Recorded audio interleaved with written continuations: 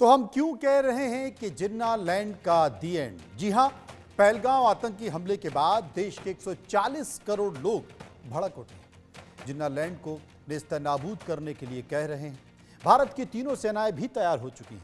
जमीन, समंदर, आसमान, हर तरफ से जिन्ना लैंड को घेरने की पूरी प्लानिंग है, क्योंकि जमीन पर सिंधु समझौता तोड़ा गया है तो पाकिस्तान बिलबिला उठा है।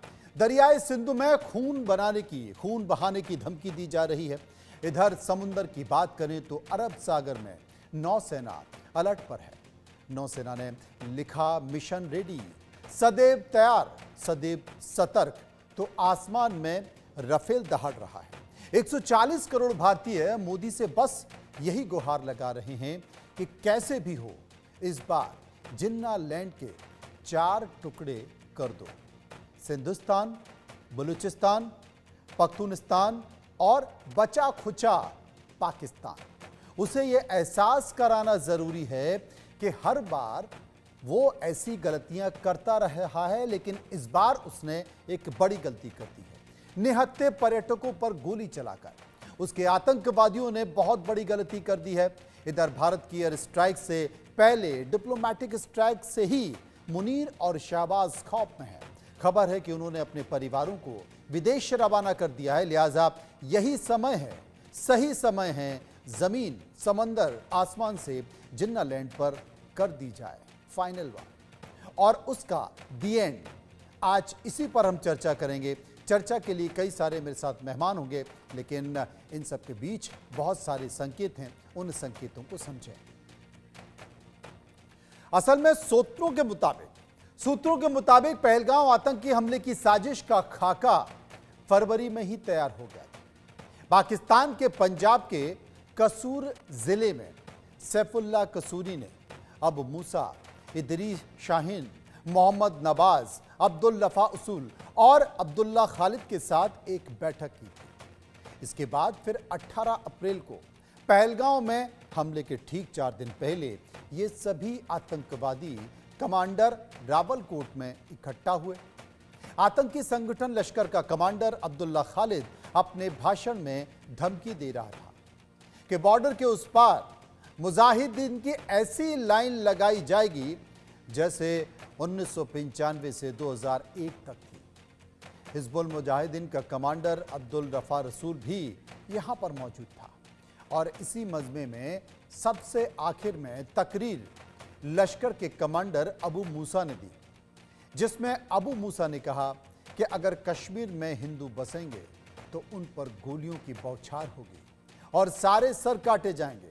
इतना ही नहीं, सैफुल्लाह कसूरी ने भी भड़काऊ भाषण दिया, यानी कि जिन्ना लैंड के इन 7 राक्षसों के वध करना जरूरी है और अब इनके वध की तैयारी हो चुकी है।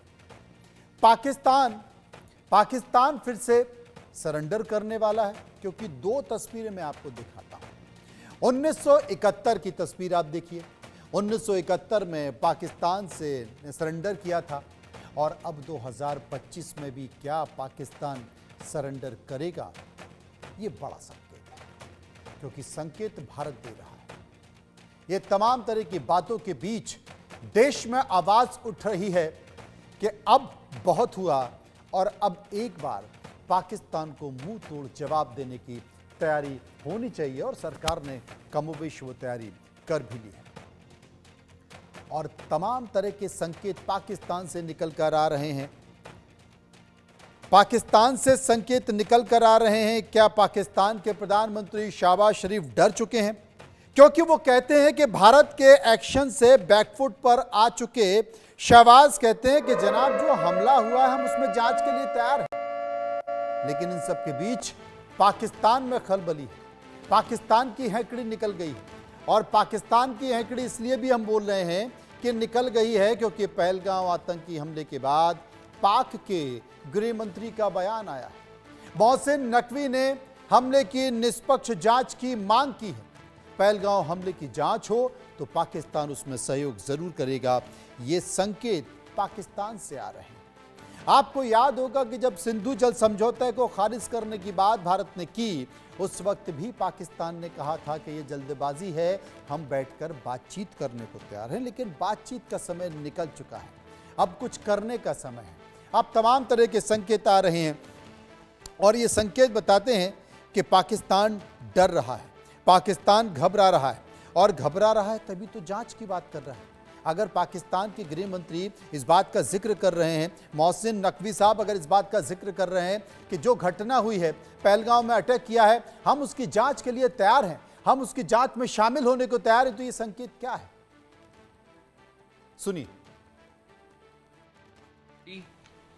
In light of the recent incident, Pakistan officially demands a transparent and impartial investigation to check the facts surrounding the Indian attack. Given the current situation and historical context, Pakistan has serious reservations regarding Indian credibility in conducting a fair inquiry. We call for a neutral and independent body to lead this inquiry. Pakistan is fully prepared to cooperate with any neutral investigators to ensure that the truth is uncovered and justice is served. Pakistan remains committed to peace, stability, and following of the international norms, but will not compromise on its sovereignty.